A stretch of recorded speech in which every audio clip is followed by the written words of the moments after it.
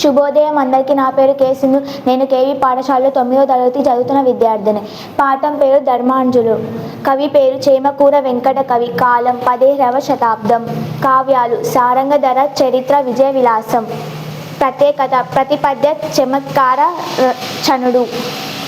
పద్యం ఆపురమేలు మేలుబలి ఎంచు బద జయబెట్టి చుండ నాజ్ఞ పరిపాలనవతుడు శాంతి దయబరనుండు సత్యభాష పరతత్వ కోవిదుడు సాధు జనార్దనుండు దాన విద్య పరతత్వ మనుసుడు ధర్మతనుజుడు దుదగ్ర తేజుడై.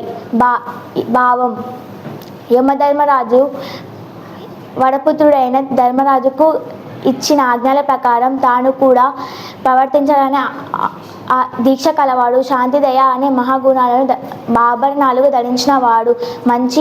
మంచి వారిని ఆదరించి పోషించేవాడు.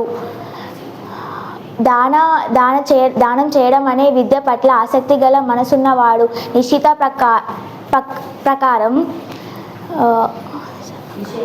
విశేషంగా రాజపాలన చేస్తుండేవాడు. అటువంటి ధర్మరాజు గురించి